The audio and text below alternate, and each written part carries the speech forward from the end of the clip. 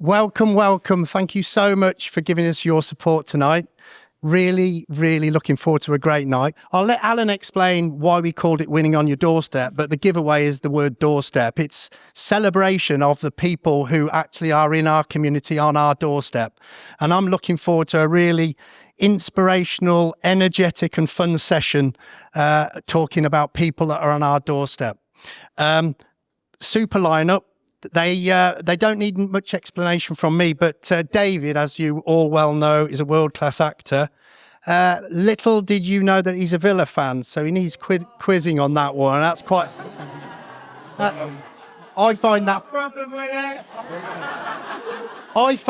that for a Yorkshireman, that's quite suspicious. So I think him and Prince William, we need to investigate this stuff.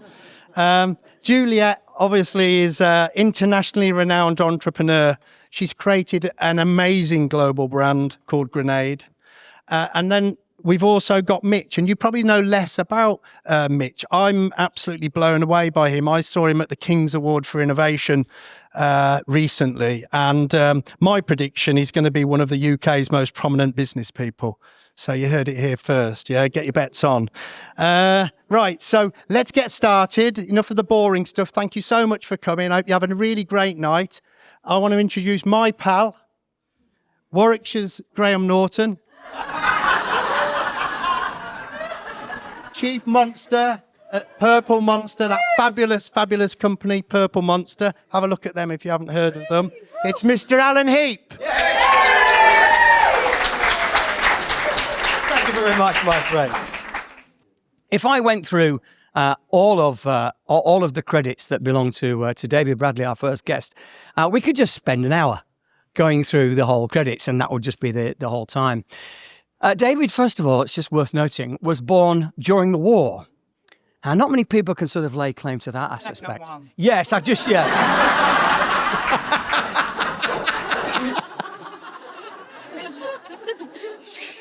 And he's a fellow Yorkshireman. He was born in York.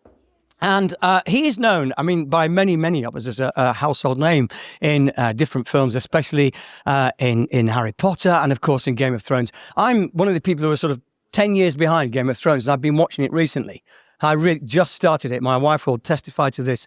And so I'm a bit shocked by David altogether. I'm a bit sort of... It's alarmed me. We were big Harry Potter fans, and that's great. My family and the kids will watch Harry Potter. But this has really quite unnerved me, the whole thing. So I just want to sort of put that out there. But actually, if you think about David's career, it is an extraordinary career. When you think about the Royal Shakespeare Company, the National Theatre, David is an Olivier Award winner. He's a BAFTA award winner. He has Lifetime Achievement Awards for films and for television. Honestly, the list is incredible. He has done so much in his career, and it will be amazing to listen to so many tales and stories. So we can look forward to that. So first of all, with that, I'm just going to say to everybody, please give a wonderful, wonderful welcome to our local neighbour, to Mr. David Bradley.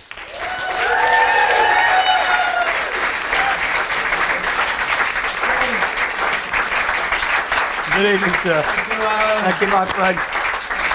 Your mic, your seat, my friend. Lovely to see you. You've not had to come far, have you? Oh, yeah. It took me all of 7 minutes. I'm just up the road on Parley Street, round the corner. Absolutely fantastic. Yeah. Okay, let's get on with our introducing our second guest. So, Juliet Barrat co-founded Grenade in 2010, which really sort of isn't that long ago at all. And just it sort of mentions casually here that Grenade was sold to Mondelez International, and I've got to own up to this. Mondelez International is our biggest client at Purple Monster and has been for the past 13 years or so. It says the number here that the brand was sold to Mondelez for, but it's an extraordinary brand, regardless of the size of the business that it was. If anybody knows about sort of health bars and nutrition bars, again, talking about awards and things that have been won, when you look at the past of what happened with Grenade, and I remember the first thing I remember about Grenade was seeing the orange tank and thinking, what the heck is this?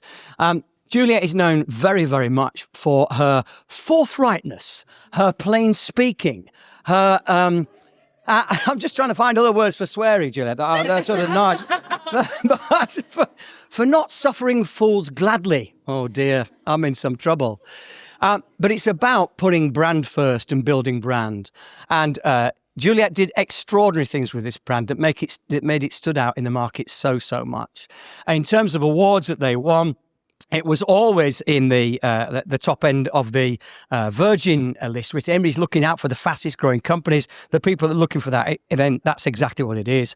And also, it's known, I think, more than anything, for sort of disrupting the market. What I didn't know was, and I read this, and I hope Juliet doesn't mind me mentioning it, it started out with the first product, was called the Grenade Thermo Detonator, and it was a supplement. And I was thinking, it's difficult to sort of see that that's going to be that catchy somehow. Do you know what I mean? I can't. But knowing, again, as entrepreneurs like Juliet do, to try things out, to test and to learn, what she focuses on more than anything else are the consumers. What do they want? What are they looking for? What are they trying to find? It's the only way to tap into the market. And in the end, it then became the high-protein, low-sugar snack that is the carb killer bars. And that became absolutely number one go-to for people that were in training and clubs and so extraordinary. And the rise and the growth of that business, which is, I might have mentioned that it was sold to Mondelez, who, again, if you don't know who Mondelez are, then you would know Cadbury, Oreo, Ritz. The amount of brands that they have are the absolute top brands. And Grenade was one of the ones that they went, this is the brand for us. We're going to do something special with it. And they have, and they continue to do in terms of it being on their portfolio. So in 2021, it was sold by Juliet and her husband for 200 million. Yes, just try not to, look, if you need a few bob, don't do it now. Now's not the time to ask, all right? That's all I'm saying. Okay. So, as I mentioned, go-to speaker in terms of female entrepreneurship and promoting things. Juliet is now working with other people, being a mentor to other people, an investor to other businesses and startups, and loving every moment of it by the sound of it. So for the first time ever, along with Peanut, her dog, please welcome Juliet Barrat.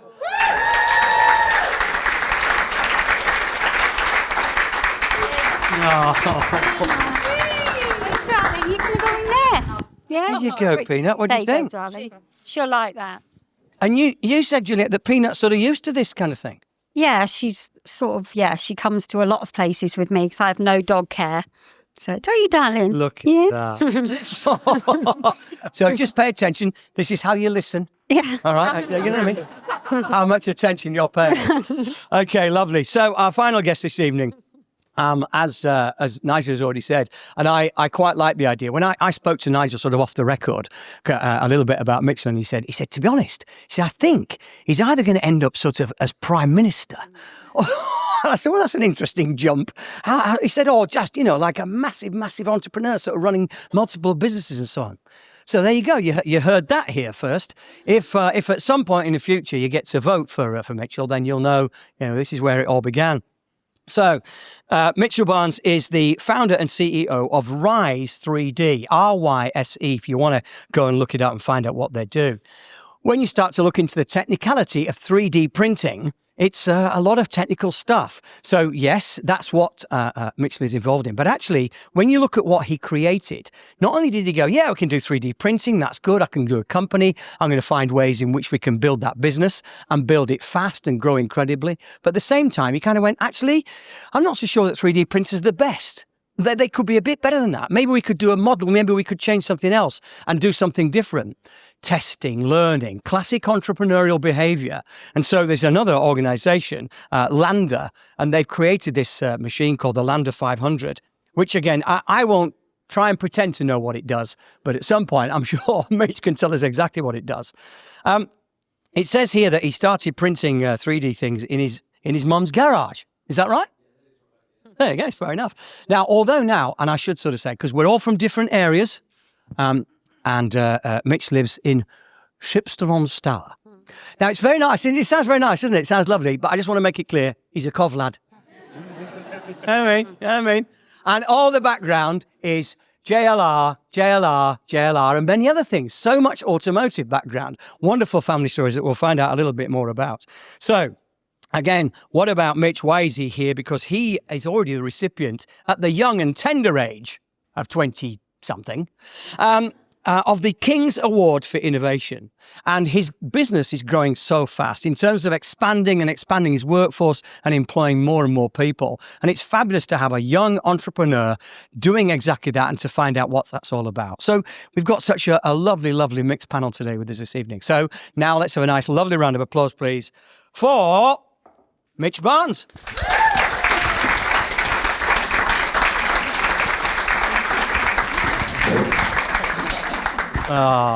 Look. So, Nigel mentioned that this is called Winning on Your Doorstep. So there's this sort of local flavour to all of this. So I figured that it's just nice to find out a little bit about you all first and what the local connection is and how we sort of managed to be here. So before any of my lovely formal questions, let's just go, tell us a little bit about yourself. Yeah, could we start with David, I suppose? How long have you got? Yeah, exactly. It is the First World War, isn't it? Yeah, well, me and my wife have lived in Lem for 4 years now, moving from Stratford after being there for about 45 years. Wow. But originally I'm from York, and as you said, and I grew up there until and lived there till I was 24. I left school. I failed the 11 plus. I went to a second.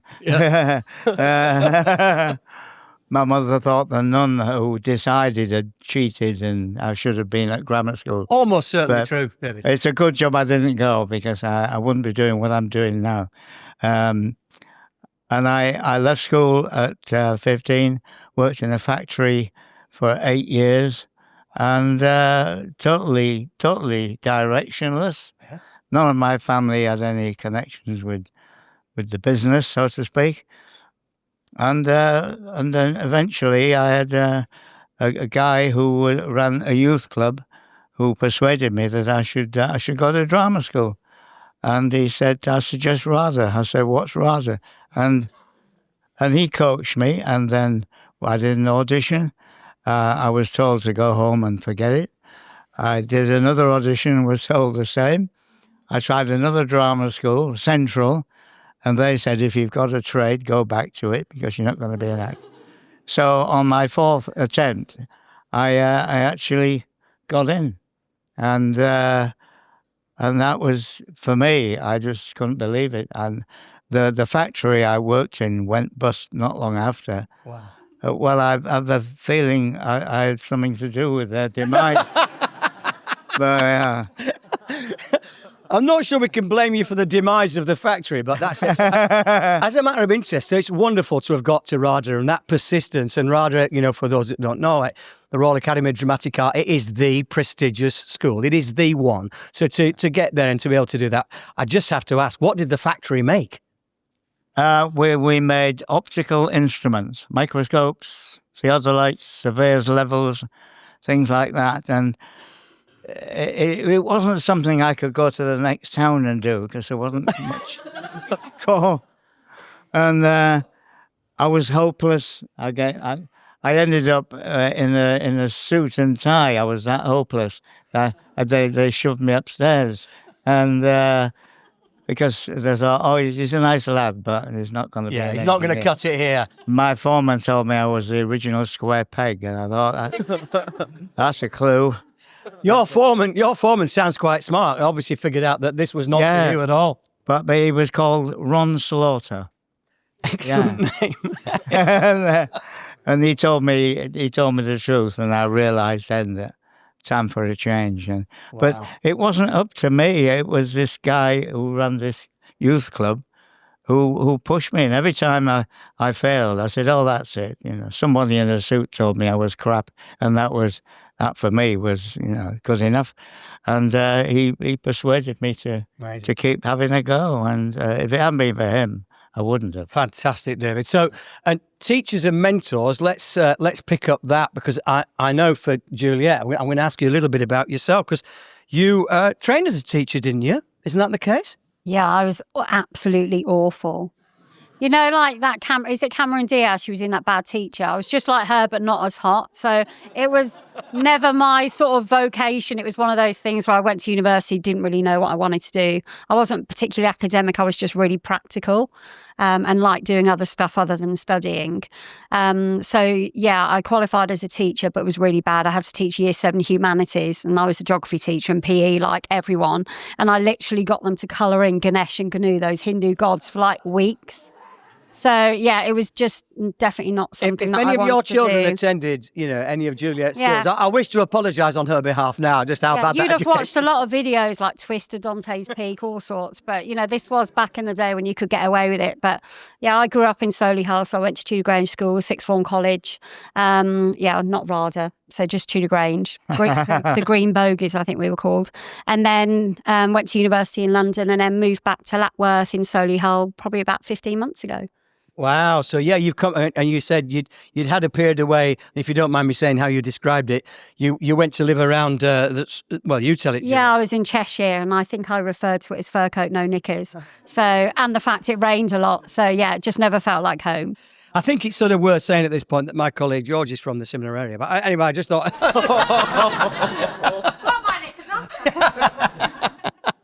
So it's quite a journey that you've had in terms of just, where you are and being around. Yeah, and the business was based in Hampton and Arden in Solihull, and what we were talking, we had warehouses in Coventry to start off with, and then obviously Mondelez is Birmingham based. So yeah, it's all been around the Midlands. Yeah, fantastic. Thank you. Okay, Mitchell, yourself. So what, this Coventry connection, I've mentioned a bit of it, but go on, tell us a little bit about your background and that. So family originally, story. I'm from Coventry originally. Grew up in Tile Hill in Coventry, and then later moved to near the Camden area, went to Camden Court School as a kid. Studied to be a car designer after school, but from 14 to 18 years old, I worked in Jaguar Land Rover studio, did an internship there doing car design as a kid. They were like, "You're actually all right, can you come in?" And I thought it was just because I made the tea every morning, but it wasn't the case. So I then went back every year, 14 to 18, went to Coventry University, was meant to go to Paston Design Institute. Typical Cov story, Dad did a run around the family, so you can't afford it. So you've got to go to Cov. Don't go, it was the right thing to do. So went to Cov instead. Didn't like it, got there, realised that actually university was a bit rubbish for me, didn't really fit me. So then went and worked at a engineering company for 2.5 years, then worked in Formula One for 2 years as well before finishing university. And then the business started almost by accident, where I had to make a model at the end of university, but couldn't afford to do it. So I designed and built my own printer in my mum's garage. She was quite pissed off at the time because I had to rip the washing machines out to power it. Sold it all to my colleagues at university to print their models for them. I was also working at a shop at the time because we were absolutely piss poor at the time.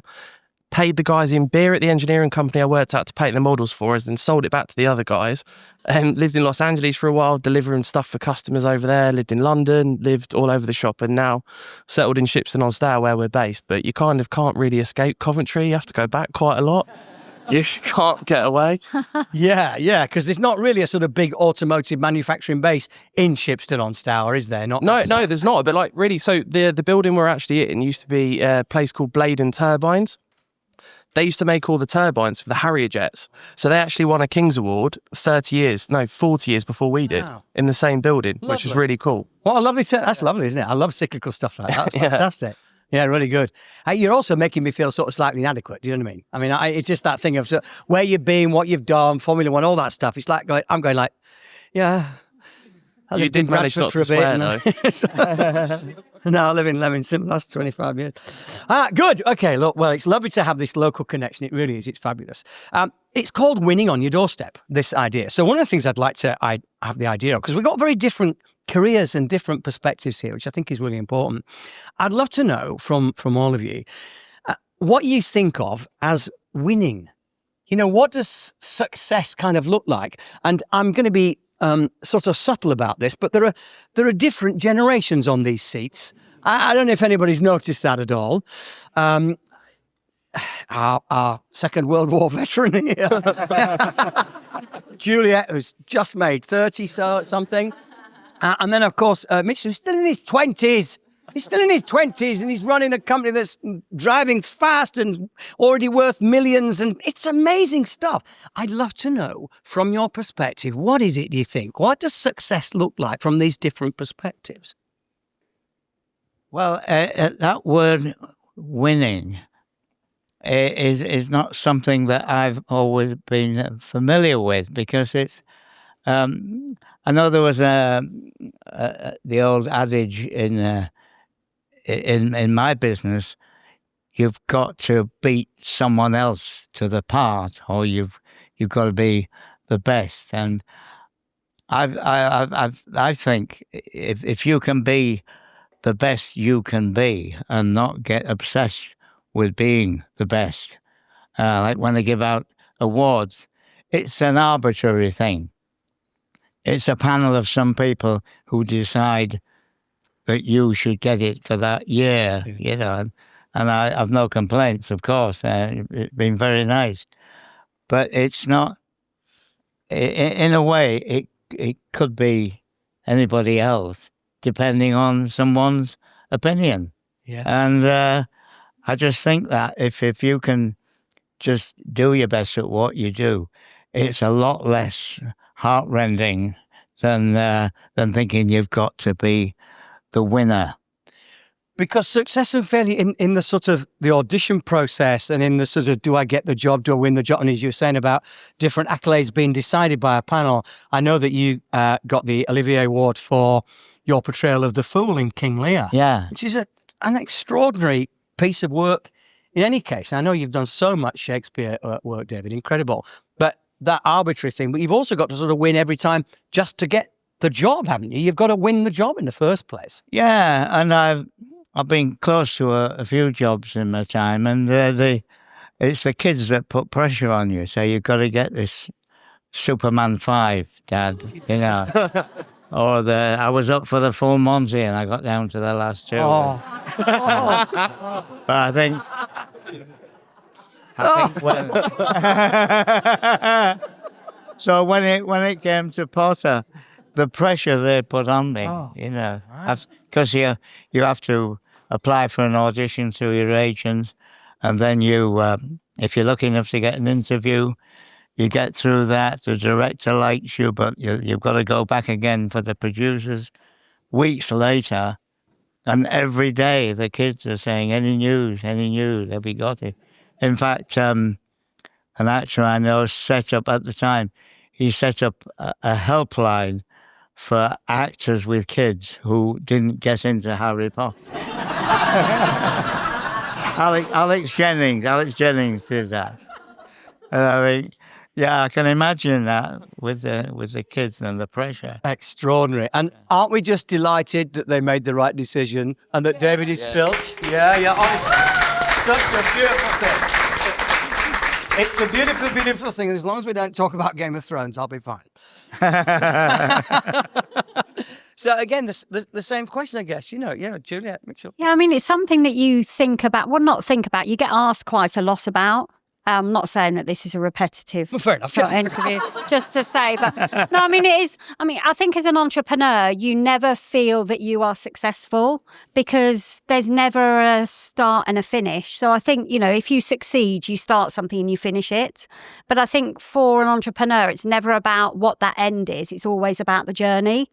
So it's quite a difficult one. It's definitely not money, because that doesn't mean you're successful. That just means you've earned money, you know, in whichever way. But, you know, over the last sort of, I don't know, couple of years, I've sort of worked out that for me, a definition of successful is I don't have to do anything I don't want to do.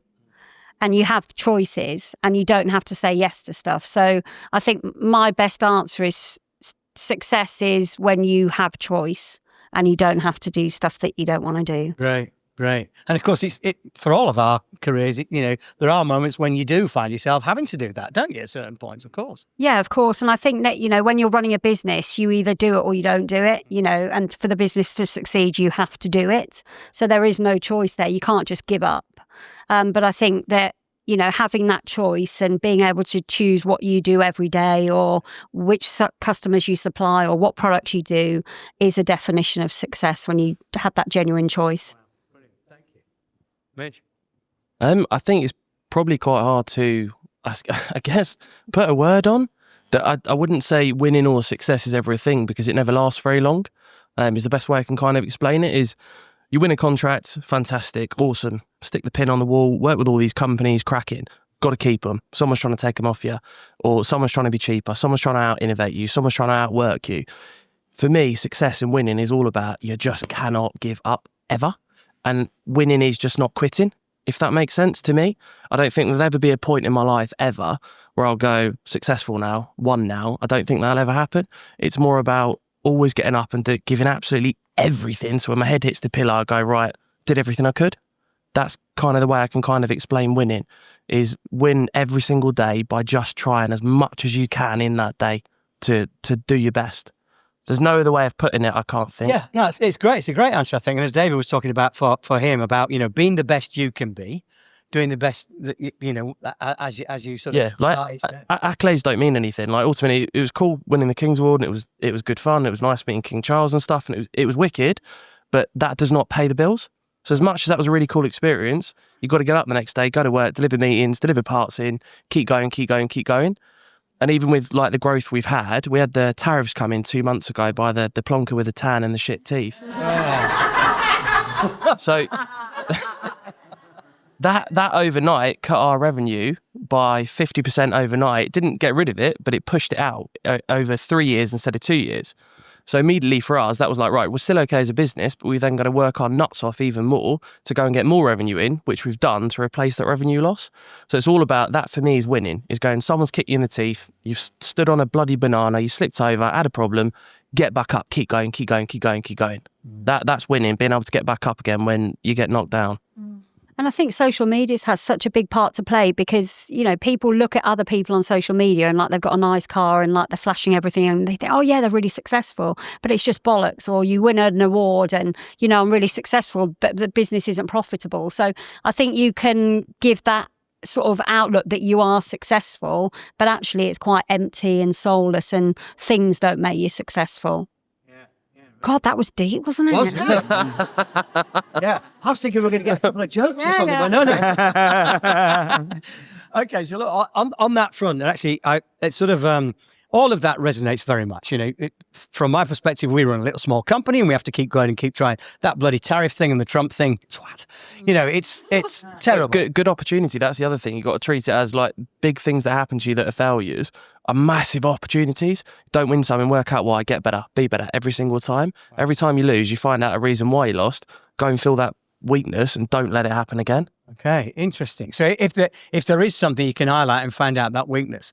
So I'm going to ask a question, and it's partly a little bit about David and thinking about auditions and so on. So many moons ago, when I was in the theatre and whatever, I did an big open audition for a show called Barnum. It was a circus musical, and it was an open audition. 100 people turned up to this thing, and then went through like David, stage, and eventually sort of got that part. And it felt like being the luckiest person on the world. I mean, honestly, just unfreaking believable. And it affected my life. I met my wife. Everything about that show and everything for me was totally life-changing. It was game-changing. But there was unquestionably a lot of luck involved. A lot of just good fortune or things that sort of happened. What part do you think for all your careers and all the things you've done that's sort of good fortune, luck, right place, right time, right moment? Have there been things like that for you, for any of you? Well, there's an old Roman philosopher, Seneca, who, for me, said, wait, didn't say it for me, God. Come on, you're not that old, man. He said,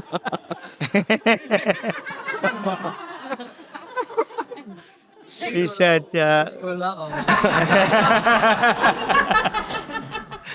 said, luck is when preparation meets opportunity. And I thought, yes, that sums it up. And but I think if you've got someone to do it for, I know when in the 60s and early 70s, I was just mixing with some guys like Pete Postlethwaite and Alan Armstrong and the heavy drinkers, and it was just a laugh, And if a job came up or a commercial just to keep your lifestyle going as the way it was all drinks, darts, and a curry at the end of the night and having a laugh. And if a job came up that meant you could get through that, that was great. But meeting my wife and having a family, when I was at my lowest ebb, I was overdrawn and doing a job I didn't want to do. And but as soon as she and the kids came along, I thought, I better apply myself here. And that's when the good work started coming in. And that was just luck. And I always also think that, unlike, I don't know about you two, but don't think of it always as an upward trajectory. You're doing nothing, and then suddenly your career takes off, and then it gets better and better and better, and it doesn't work like that at all. Certainly not in my business.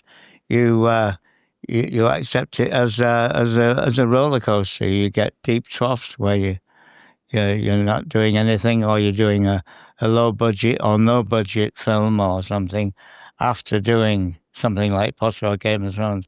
I just, it's the quality of the writing. If I see something that's really well written and it's not really paying, as I'm doing next week in Birmingham, and I don't think of it as a career dip. I'm just thinking it's an opportunity to do a good bit of writing that I like doing, and keeping my hand in, because I'm 83 and I've had a good run, and I appreciate everything that comes along. Because I suppose in a way things started happening a bit later for me. I was in my 20s. I was never a Romeo. Yeah. So I think maybe it's low expectations and appreciating everything a bit more, maybe. Fascinating. And when you say about, you were no Romeo, well, you might not have been the perfect casting to play the part of Romeo, but in terms of sort of, you and who you were and what you're doing, it sounded like you're having a bloody great time in your 20s and doing just absolutely fine. Yeah. But as you say, at moments of that, and that lovely thing of I can sort of hear a few, of your Yorkshire friends, come on, you need to frame this end, lad. You need to get yourself sorted, Yeah. And obviously you did. And the driving force of that being family for you. Yeah. That's brilliant. Yeah. What do you think, folks? Fortune, luck, what part does it play?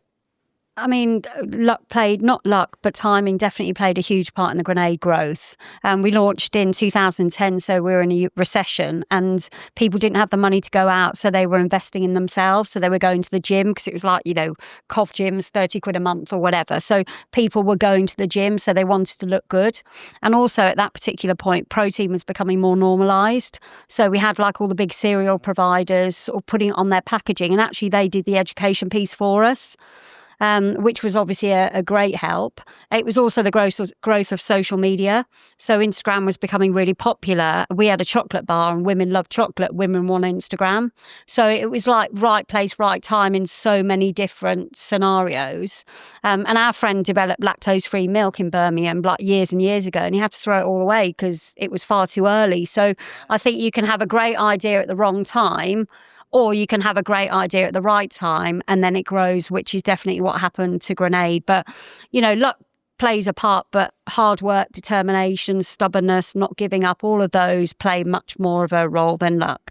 And because you spotted that happening, of course, at the same time, didn't you? You got after that mark. We all had challenges and, we could have given up, but we just kept on going. So I think it was right place, right time with a really, really good product, a really dedicated team, and just stubbornness so that we would never give up, even if timing wasn't perfect. Yeah, wow. It seems kind of an impossible thing to me when I think of Grenade and the brand and what it is, that it sort of starts anywhere. Yeah, I mean, I know it has to start somewhere, and a bit like you, Mitch, the same.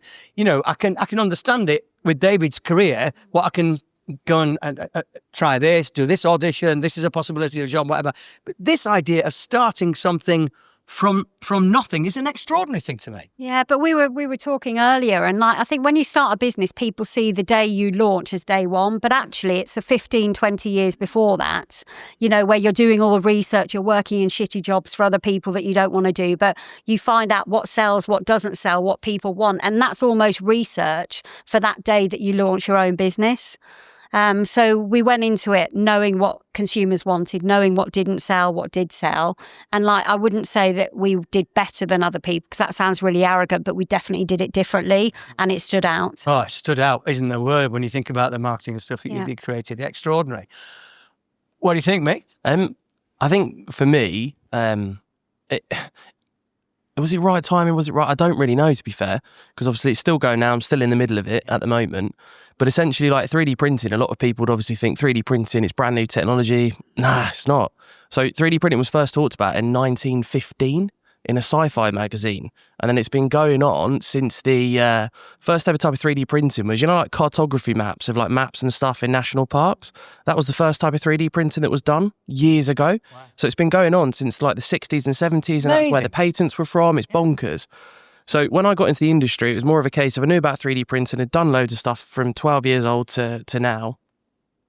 And I was going up against still now companies that are 100, 200 times the size of us in terms of revenue turnover and way more quality systems and all sorts of stuff going on. I think I would tie luck to complete and utter delusion. No, I'm being serious, like genuinely serious. I would tie luck to delusion. You have to be utterly delusional enough to think you're in a garage, you're starting with absolutely nothing. I can go and knock that fucking Goliath out. You have to believe that. You have to believe that. So even like to the point of, I told so many bloody white lies when we started. And when I say white lies, we started, had the printer, couldn't afford to buy any more printers. So I went and found companies that were doing crappy on Companies House that had 3D printers. Can I use your printers for free?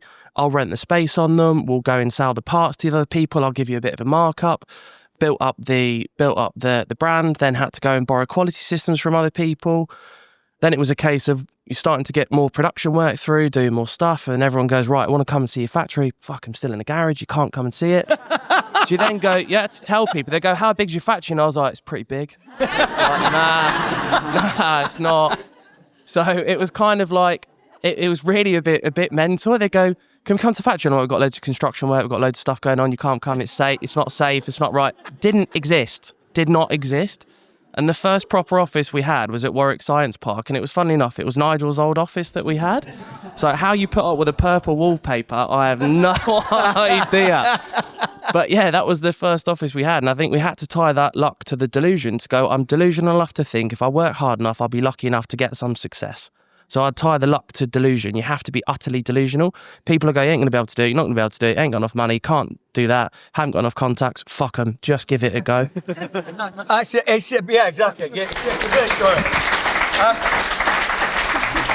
And I think I'm going to sort of say that your delusion is just another word for belief. I think you've absolutely got this kind of fundamental belief. Whatever it is, you're going to get it. And I love the idea you're telling people you've got this fantastic. Yeah, they all know now, and they're not happy about it, but it is what it is now. Yeah, we've got one now. I'm going to go. By the way, I've got loads of notes here, and sort of like sensible questions to ask and everything, but never get round to them. I'm going to pick up on something that Juliet said, which because this must apply to everybody. You said that you had to do some shitty jobs that you really didn't like. I love to find out what shitty jobs people have had to do. And just to be sort of clear, our little company, we've been going 30 years next year, and we do lovely, training and all sorts. We have a studio in a studio. It's real, by the way, in Warwick, and we do all sorts of lovely broadcast stuff. But one of the things that I had to do to keep the company going at one point was Postman Pat children's parties. Now, I'm just going to leave that there. That's it. So that was one of mine. And believe me, the worst moments in my life was being phoned up, and Joe's shuddering. One of the worst moments in my life was being told that the couple that had gone out to do the Postman Pat party, that the van had broken down and they couldn't go. And the woman who was on the phone talking about her child, and then she said, my child's got cancer and it's going to be her last party. What am I supposed to do with that information? It's absolutely awful. However, I'm delighted to say her child survived and had a postman pat party with me at the school. But God, that van and that character, I hate that bastard. Anyway, so come on. Terrible job. David, you must have a plethora of them. I'm sure of it. So, ones that stand out, you think, God, what was that about? Well, I did a show in the West End called Sleuth. It's a two-hander thriller. And the money I made out of that, it wasn't a pension, but I put it into a narrowboat, where it was a landing craft, as you've seen recently on VE Day, with the flap and everything. And I bought it, and I spent all the money on the Thames, just below Teddington Lock. It sank without trace and insurance. And so I had to go to my bank manager to try and borrow a fiver so I could get through the week. And he said, "I'll tell you what, Mr. President, I'll give you £2.50. Thank you. And I was offered a job on the 4th floor of Selfridges in Oxford Street. It was 1977. It was the Queen's Jubilee. Oh, yeah. And so some casting director, Esther Charkham, invented this company called the Jubilee Players to do Shakespeare on the 4th floor of Selfridges. And so the whole floor was taken up with plastic counters, plastic trees going to the ceiling, a miniature stage, and the 5 of us are dressed in Dublin hose and tights, doing Shakespeare for the shoppers. People would walk past and do their shopping. It was me spouting off Hamlet, Mercutio, Jake Weason, As You Like It. And nobody was stopping. People just... And I saw one professional actor called Donald G, who I'd seen in various films and on stage. And I remember thinking, oh, that's Donald G. And he walked across the back of the floor, looked over at me and went... and walked on. And it was the lowest ebb. And I'd worked for Laurence Olivier at the National Theatre. I'd done A Family at War. I thought, I've been on telly and look at this, But every lunchtime, there's one young lady who worked round the corner in the export department. And she was rather pretty, and she'd come round and open her packed lunch and stand and watch it. She'd be the only one watching. I got chatting to her, and now we've been married 47 years.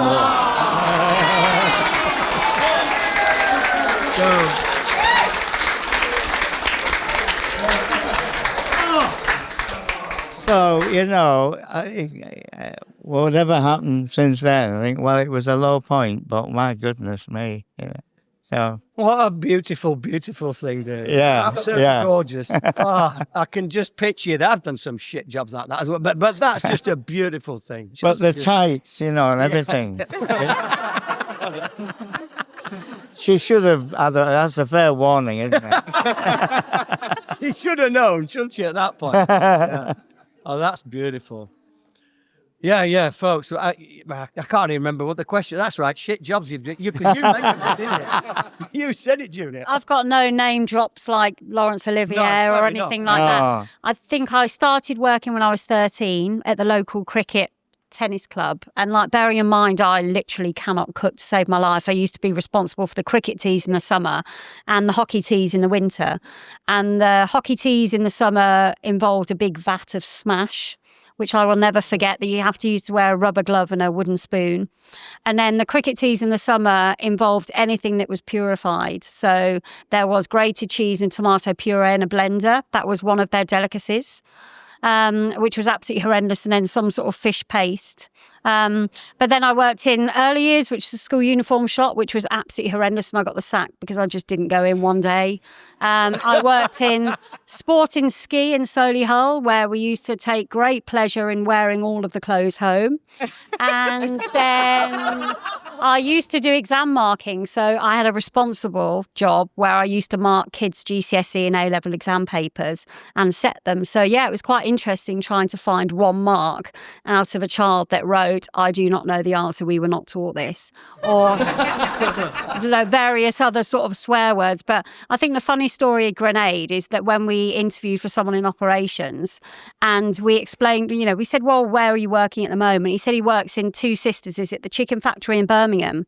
And we were like, "Well, why do you want to leave there?" And he said, "I'm a vegetarian."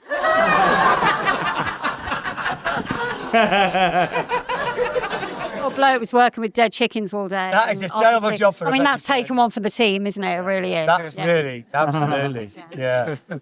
Come on, Mitch, terrible jobs, what you got? Shit jobs. Shit job. So paper round was pretty crappy. Didn't like that. When I was a kid, that was horrible. Putting the leaflets in and out and trying to drag 400 papers around on a bicycle was pretty horrible. Worked in a corner shop in Tile Hill, which wasn't fantastic. If anyone knows Tile Hill, it's pretty dark, pretty horrible. So that was pretty crappy. People stealing beer and meat all the time and people looking at you going, "You're not going to chase them?" Well, I'm 14, probably not. So that wasn't fantastic. The 6 foot, no thanks. But crappy jobs. I don't know. I've enjoyed every job I've had because it's always been a good crack, to be fair. What else? One of my favourite jobs ever was working in the gym for, how long was it? I don't look at it now. I was a PT for 3 years through university to pay for uni.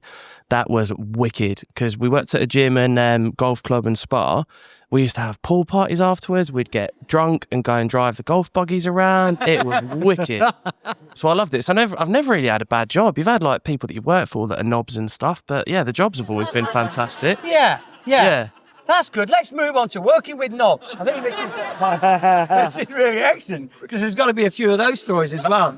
Because actually, I think one of my questions is a little bit about that, about being with teams, and about sometimes, we're in leadership positions. Like if you're running the company and you're the boss and you're in charge of that, then it's about your leadership and how that's going. Sometimes we're part of an ensemble. I mentioned the thing about Barnum. It was a beautiful ensemble show to be a part of because that's what it felt like. And I always remember somebody telling me that lovely phrase, David, about, I'm not sure it ever really felt true, that there's no such thing as a small part, only small actors. Yeah.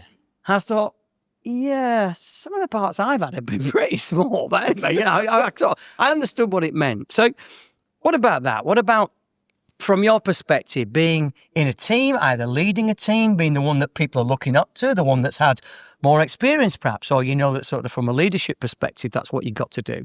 How conscious of that? I mean, for you, Mitchell, right now, you must be, I imagine, very conscious of that because people are going, "You're it, mate. You're the gaffer. I bet. What do you know? Yeah, I mean, like for me, there was no book for me on leadership, how to do it. Didn't really have a clue. I had some good managers, some bad managers. I think for me, it's very much a case of just be honest, just tell the truth all the time, just tell people how it is. They're either going to like it or not like it. You can't control someone else's perspective. So the biggest key for me is tell them the truth, but don't tell them the complete truth. There's certain things that people. No, but like when I say that, I mean, like if you're running a company, right, and you're growing a business, and you tell people, right, we've got 3 months cash flow left, and if we don't get more orders in, we're knackered. Do you know how many companies are like that? VW Group have got like 2 weeks worth of cash left at any one time, and they're massive. So if that was actually said to the employees, people would live with stress that they wouldn't be able to deal with. So it's very much a case of you've got to be there as the barrier to all the bullshit that gets thrown at you to go, I'll tell the truth to the employees, but the truth that is actually going to be positive for them and that's actually going to make a difference and stand in the way of the rest of it. So it's just tell the truth, be honest, but don't burden people with the stresses that you take on as an owner. That's your job to deal with that shit and put the heavy weights on. Don't pass that on to your team. I think that's my only thing for it. Awesome, really good. As long as it's not, telling people about the factory. Just anyway. Yes. No, we have a factory now. We have a factory. That's great. It's really good advice. Really, really good. Juliet? Yeah, I completely agree with the honesty thing. I think it's being a strong leader, as in never being indecisive in front of staff. So, I work with Al, like my husband, my partner, when we founded the business, and we're not together now, but this has got nothing to do with this story. If you've had a row at home, then you don't take that into work, and you're always completely united. And if there are things that you're questioning or issues that you've got going on, you always look strong in front of your staff. Because if they think that you're sort of panicking or you're having a row or in a bad mood, then that obviously affects them. I work with a husband and wife team at the moment. They're having fucking blazing rows in the office, and it's just like really, really uncomfortable. And I think that, staff really look up to the founder or, the CEO or whatever. And, they deserve to feel supported and have that strong leadership. It's just really important. And we always wanted a really strong family. I know it sounds a bit cheesy, but, we had a really good family at Grenade, and everyone was on the Grenade journey and they knew how it started. The founders were still very heavily involved. And I think that worked. Everyone was in it together. I mean, when we were in Coventry, not far from where Mitch lives, unfortunately, we got broken into a couple of times. So like the warehouse, it was a Friday night, they took a chop saw, went through the shutter door and then stole a load of stock. So like every night the following week, we got CCTV, but we had a warehouse guy that cared so much that he was literally making some Home Alone security device. So he was like putting bits of nails in bits of plywood and like leaning them up against the shutter door. You expected like buckets of honey and like chicken and, and he cared that much about the business that he was willing to do that to protect it. And I think that, when you show you care about your business, your staff do the same. And, it's just a really good position to be in. Fabulous. God, that was such a boring answer. No, I'm so sorry. It's not a boring answer at all, because what you're describing is, again, if this is some leadership thing, what you're talking about is the demonstration of it. You're leading by example. You're making sure that you've got that filter around what I can tell people, what I can't. Well, I completely agree with it. Like, so when was it? So I think the last 9 months I've slept in a bed. The 18 months before that, I slept on my office floor in a sleeping bag with a dog and a pillow, because you have to work that hard sometimes. You have to literally be there 24/7. And it's not bullshit. It's not trying to make up some shit Elon Musk story, because I'm not Elon Musk. You just sometimes have to fucking live there to get it done. You haven't got a choice. You have to be there 24/7, 365. Tired, crack on, shit to do, got to get on with it. You have to do that, and people will work their socks off for you, and you're there with like 2 hours sleep going, no, you should go home, as you forgot what day it was because you've worked too long. So people will buy into that and will work as hard with you, but it's just understanding that you don't ever force people to do that with you. But you don't tell them everything. Yeah, 100%. So like when the warehouse was getting broken into, Al and I was sleeping there watching Sons of Anarchy with a shotgun. And, you just don't tell them that, because like it's just something that they don't need to know. We had a plan and everything. Turn the CCTV off, don't shoot them in the back, it was all sorts of stuff. But, joking aside, he was that like adamant about like protecting the warehouse. He was sending me to go and get a McDonald's for it. So he wouldn't go out, but I had to. But, you care that much, and, you'll do anything to protect it. And, I think the staff do see that. Yeah, fantastic. That's amazing. So, David, can we edit that bit out, please, about the shotgun? No, keep that bit in. Get a knock on the door. Yeah. So, in terms of, I said teams, but I mean, theatre companies are a bit of an interesting animal. They're very specific, aren't they? And funny enough, when you were just describing about different leaders, again, sort of back to that show, I did a show and then I did the exact same show with a different lead actor. The first one, brilliant. Ebby's on it, loving it. Everyone for each other and together and brilliant. Second guy, absolute wanker. And nobody gave a toss. And it was an awful show. And it's the same show. I was in the same show, but that just didn't make any sense.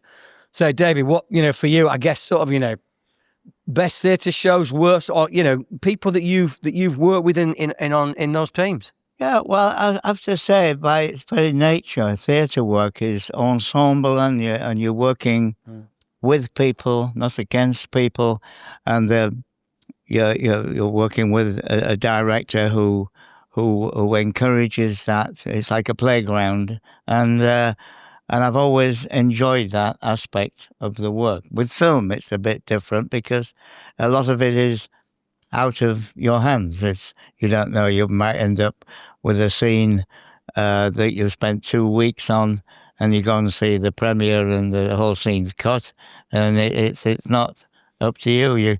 You can be looking at someone and lovingly telling them how you feel, but you're not looking at them. You're looking at a pencil mark on the lens, and they're out of sight. And so it's a totally different experience.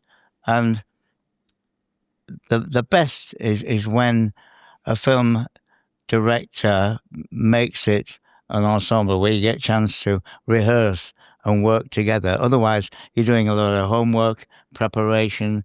It always amazes me that you can set your alarm for 5 o'clock in the morning.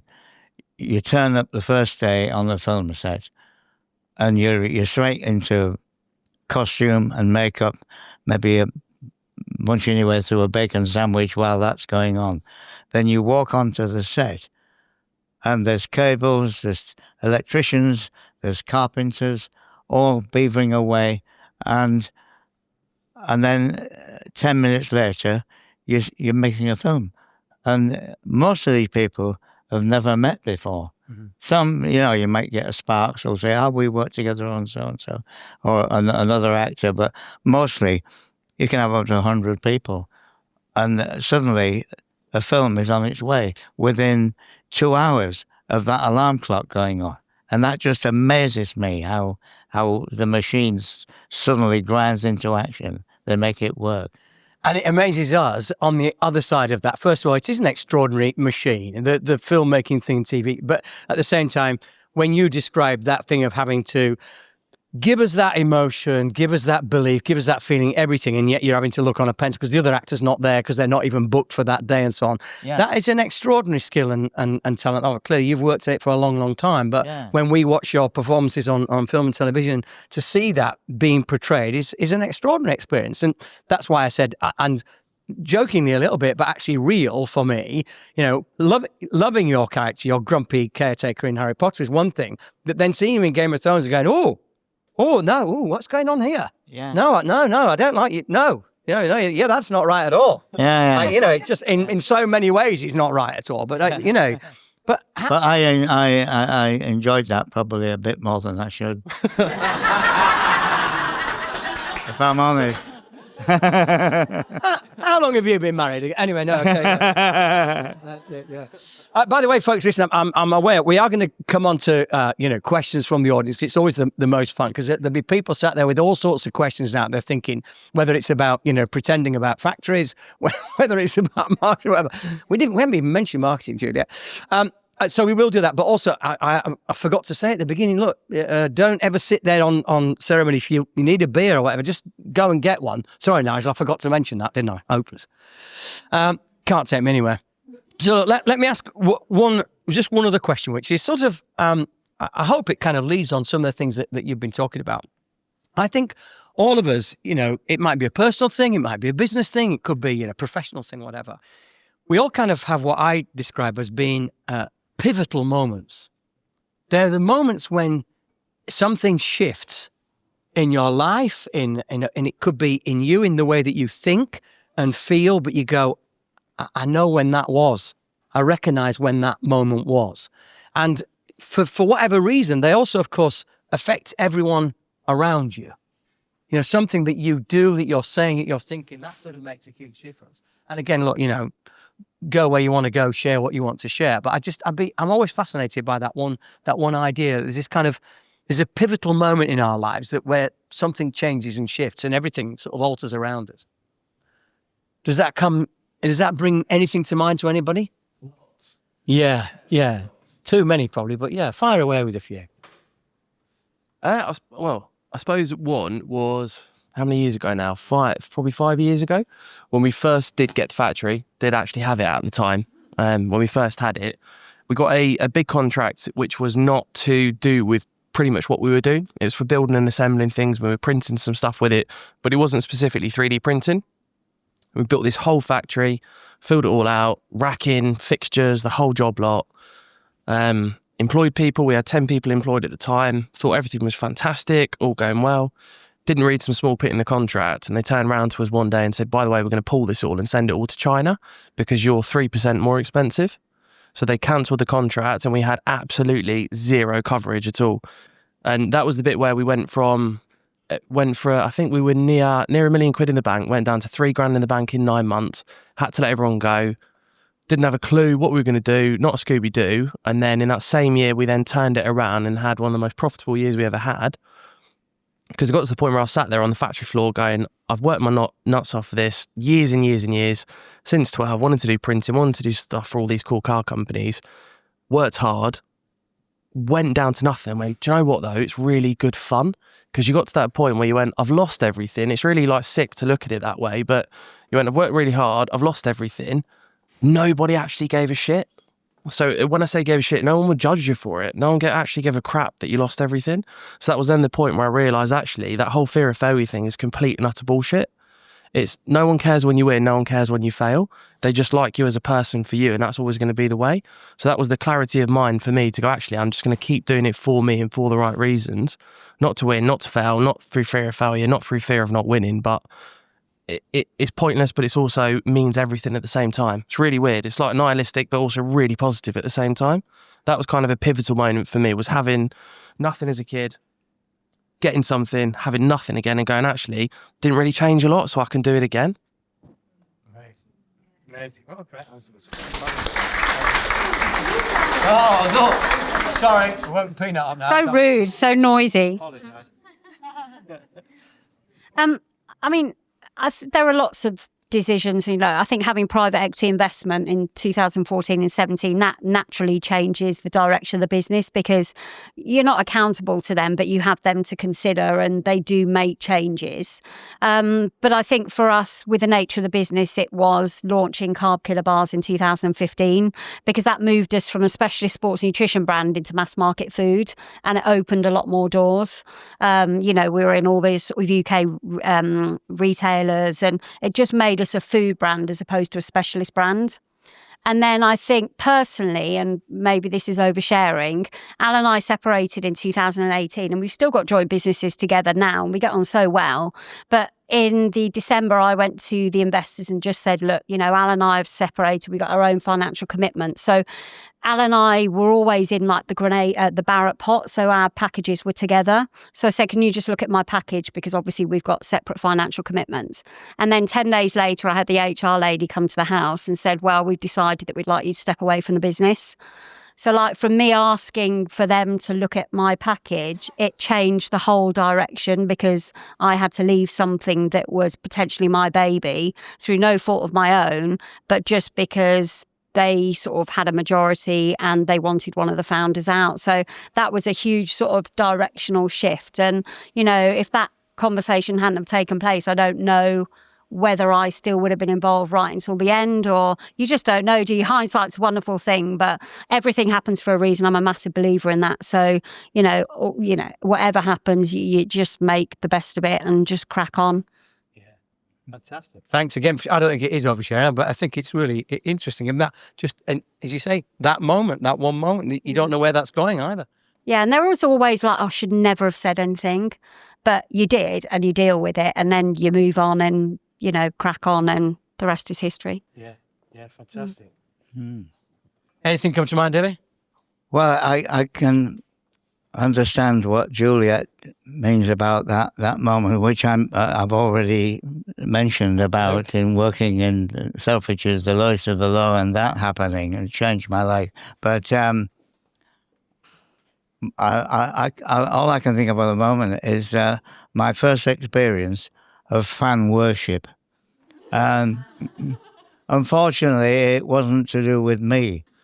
I got a series called Reckless with Robson Green in I can't remember, about 30 years ago now. And I played his dad. And we were filming in Salford in Manchester. And as soon as people knew that Robson was in the area, we had about 100 neighbours all gathered up and they were making their way to the set. So they had to put a rope off an area out of sight of cameras while we filmed. And me and Robson, it was a two-hander scene. And then when the scene wrapped, the director said, "You're finished for the day. Do you want to go back to your trailer, or do you want to meet the fans? Shall we let them?" And Robson, being what he is, a lovely, lovely guy, he just said, "Open the ropes, let them through, and I'll." And he was just very good with the fans. I'd never experienced that before, and they were all ploughing through over the garden. I was kind of in the way, and I was being buffeted a bit. They didn't know me. I hadn't done much telly, and they just made their way over to Robson, and he got mobbed. And then the last guy, a straggler, he walked past me and got a few yards, and he turned around and looked at me and said, "Hasn't anybody asked for your autograph?" I said, "No." He said, "Go on, I'll have it then."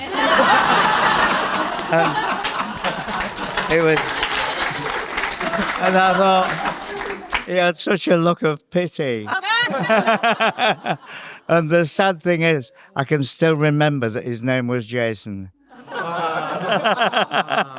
Well, what I say is well done, Jason, as well. Yeah. That Jason did. I thought, thank you. Thank you. Probably flopped it on eBay, made a fortune. Yeah, that's right. Yeah, he's got it right now. Okay, fabulous. Let's open it up to questions. I think David is out there somewhere with the microphone. Not that I can see, but I know we do have. Yeah, there you go. David's got a microphone. So, who's got a question for any of our panel? Please do stick your hand up, and we'll rush a mic to you. I'm trying to look just to see if any hands are up, of course. Oh no, there is. Yeah. Now David has to find his way to them. Yeah, can you see the hands that are up?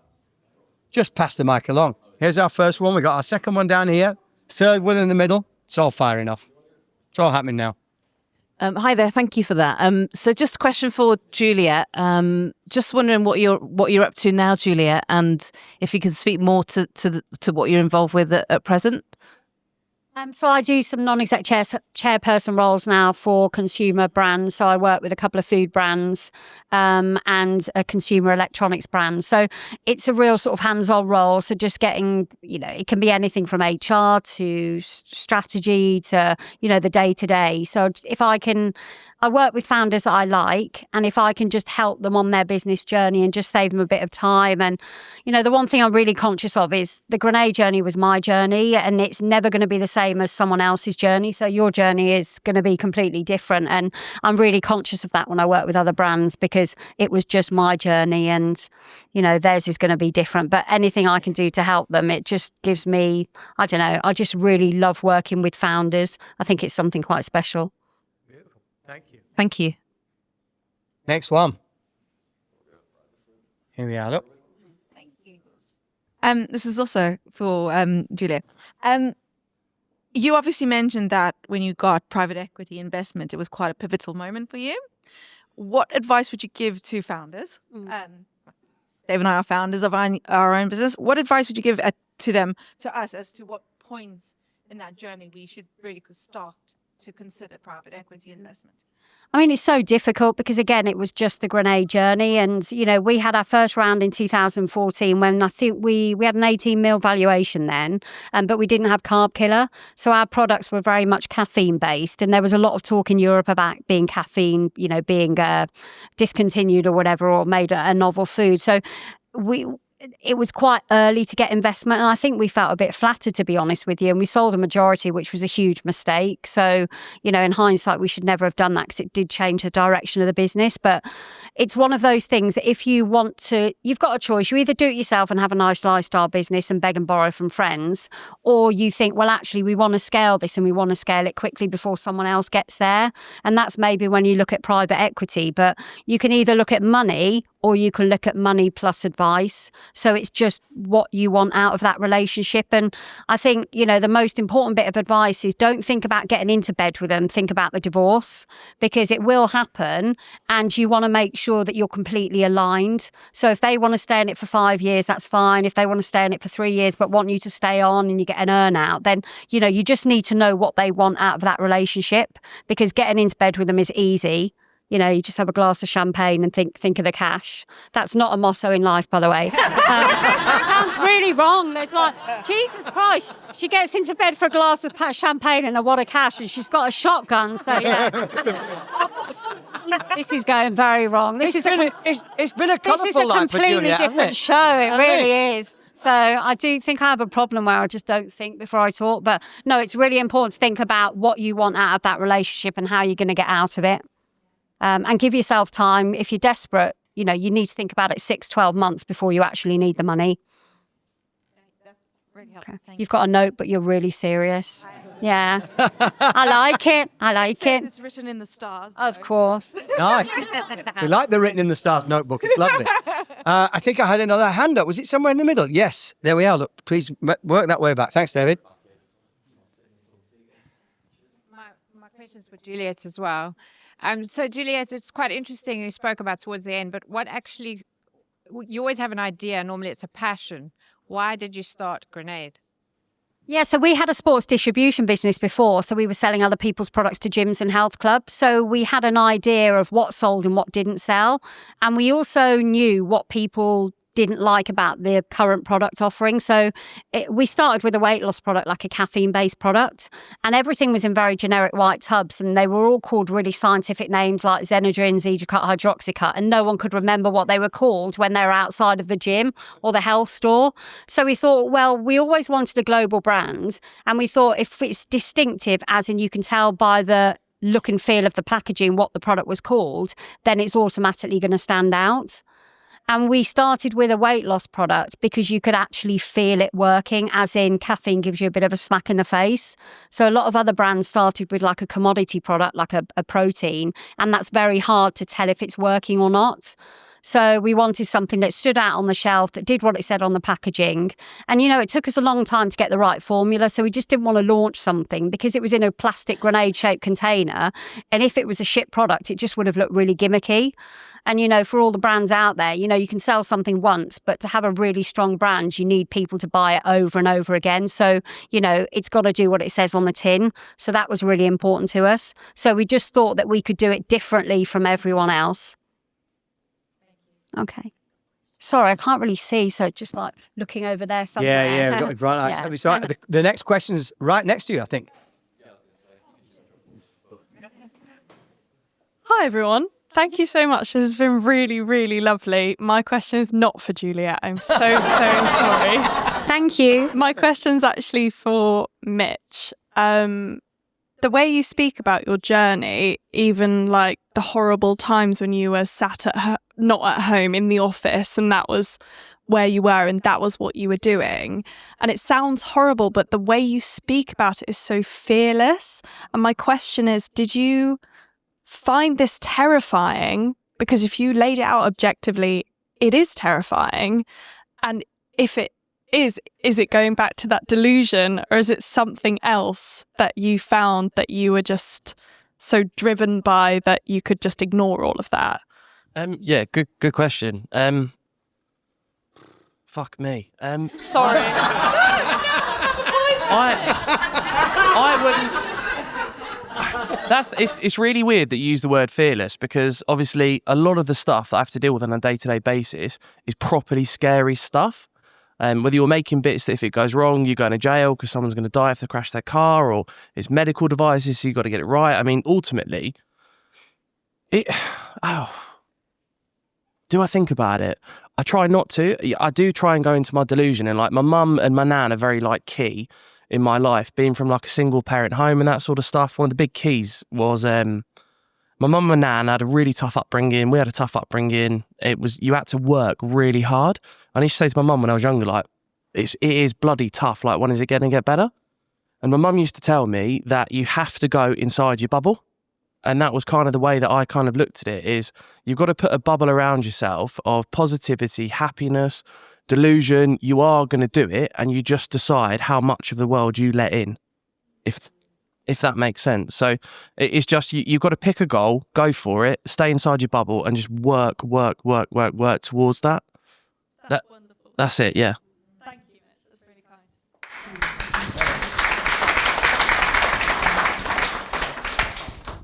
Again, again. Yeah. Amazing. Just hi everybody. Just a wonderful evening again, and right on our doorstep. So thanks to you all. My question is actually for David. So of course you've talked about all the parts that you've had, but I think we'll be interested in knowing the parts that you just missed out on, perhaps that other people did get. If you don't mind us sort of bringing that up tonight. Yeah, well, I was, I've already mentioned Superman 5. But when I was on holiday with the kids in Sardinia in 1998, 99, my kids were reading a book about wizards called Harry Potter and the Philosopher's Stone. And it wasn't remotely something, my idea of a holiday read, but they were so involved in it that I thought I'd better read it just to have some kind of conversation on this holiday. So I read it and I thought, oh yeah, it's okay. It's for kids, but it's okay. And I said to them, it was my daughter who said, sorry, hang on, man. Hey, good. I'm not used to mic work. And my daughter who said, Dad, they're making a film. And I said, all right. She said, get your agent onto it. And they marched me down to a phone box in 40 degrees of heat in Sardinia to get my agent to get me an audition. And I said, what part should I go for? And the part I really wanted was Snape, because he was cool and dark and suave like me. And my kids all said, no, Dad, you're a Filch. So that's how they saw me. So I missed out on Snape. And I thought at first, this Filch guy, he's just like a cardboard cutout villain. You know, he's just the job's worth, horrible, unpleasant. There's no kind of inner life, you know. What I didn't reckon on was when I saw the premiere and all the kids, especially the kids, were laughing. I thought that it's the cat that's saved me. The cat. That's made him, because you forget how much we love our pets in this country, you know. And that if you love your cat, they can forgive you anything. And so when we were doing it, I thought, no, because Alan was brilliant as Snape. He was perfect, of course, as we know. And so I was rather glad in the end that I got Filch. But at first I was secretly resentful because I hadn't been considered, especially by my kids. That's how your kids see you, you know.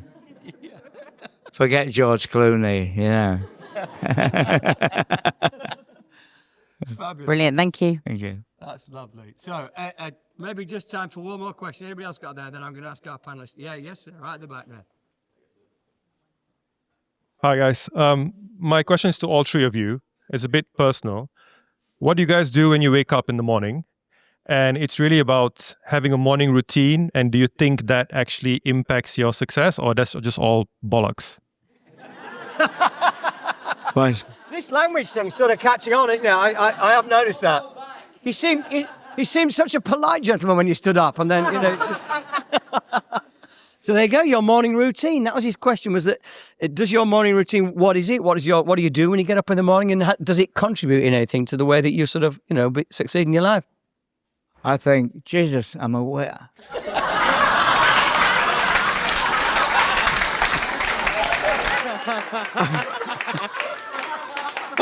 I woke up. I'm alive!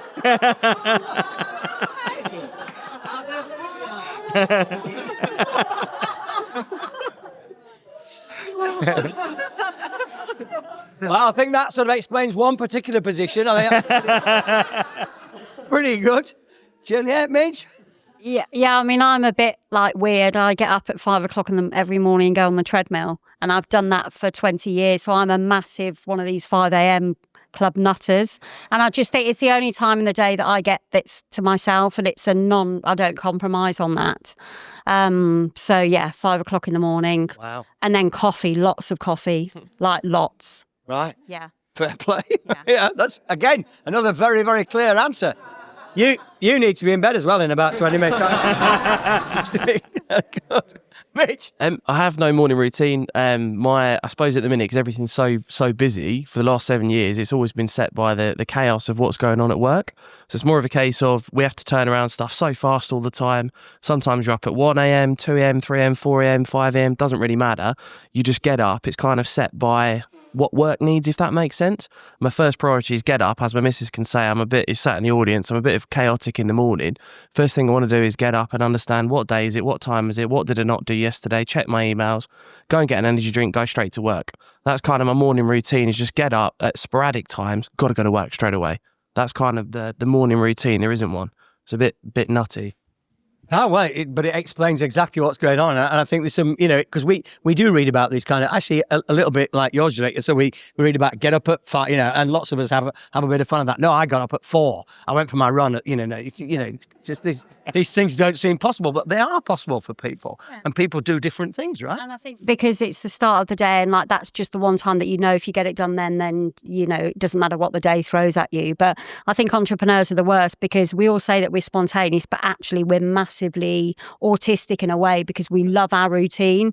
So like without that, everything falls apart. But then we want to be spontaneous, and every day is different. So we're a bit of a weird breed, I think. We are freaks. Yeah. There's something a bit odd Weird about this freaks. entrepreneur thing. There's no doubt about it. Yeah.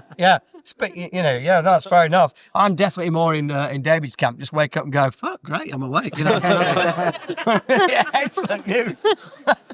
So we're gonna bring this gently to a close, as long as I'm not missing out anybody else's question, and I can't see any hands up or no. Oh, no, there's another hand gone up.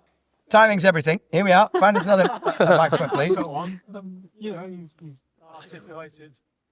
articulated, all the trials and tribulations and the ups and downs and beautiful stories. But I want to know what keeps you going? What, after the responsibility, after all the horrible stuff, why is it you do what you do? That's quite deep, isn't it? For sort of, yeah. But go on. So why do you do what you do? What keeps you going when you've had all the setbacks and things you've had? Yeah. Why do you keep going? So for me, it was about obviously started 3D printing business, wanted to be the best at 3D printing. We're now fastest growing, on track to be the largest one in the country, even though we're half the age of all the other companies. And it's more about, for me, I just really want to, it's kind of juxtaposition to what I said earlier, just really want to win. And winning doesn't mean winning. I just want to kick everyone else's ass that's in my industry. I just really want to win. So it's irrelevant of about money. If someone's turning over more than me, fuck them. I want to do double. If someone's got so many machines, I want to have more. I want to do more than them. If someone's got a certain thing and I can't afford it, I'm going to invent it and develop and make my own machine to do it. So what keeps me going is probably the competitiveness of, I want to be number one at all times. I do not want anyone else to be able to hold a candle to us. I want to be able to stand in a room with all the other people who are experts in manufacturing, in 3D printing. I know more than them. I can answer every question. I can beat them every single day of the week. That's what keeps us going ultimately, because I just don't want to lose. That's the thing. Yeah, I definitely agree with that. I think it's that gut feeling and that sheer drive and determination that you've done everything to the best of your ability. I think that's really important. I think personally what keeps me going other than coffee is the fact that I genuinely feel like the luckiest person in the world, because I'm in such a privileged position, and not privileged with anything like that, but like the time and just being able to experience. And I don't say no to anything. I'm like really weird. So I agree to do all sorts of stuff because I think, oh my God, I don't want to miss out. So, whether it be travel or, Sky, all that sort of stupid stuff, you just want to make the most of every single moment because, you're in a really privileged position and life is so bloody short. God, I'm so sorry. There's a lot of really shit answers. It's just like, yeah. They're great answers. I can echo that. I know exactly what you mean. And I feel like I wake up in the morning even if I'm not working on a film or a play or anything, I think I've got to either write something or paint something. I have a project, something to wake up for and be absorbed with, and something, especially when it's something I love doing, and I feel just privileged to spend so long doing what I love. It doesn't feel like work. It feels like something I just want to do. So there you go. Fabulous. How lovely. Well, look, with that sort of, yes, exactly. There you go.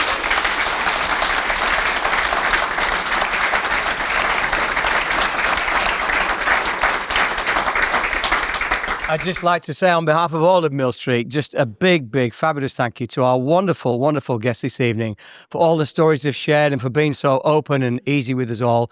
I hope you've had a lovely time. I know as well, apart from obviously Juliet, who has to get to bed pretty quick, I'm sure that our guests will be around for a little while. It's lovely as well for everyone. Please stand around, chat, to each other, have a drink and enjoy the rest of your evening. But for now, please, let's thank our three guests again.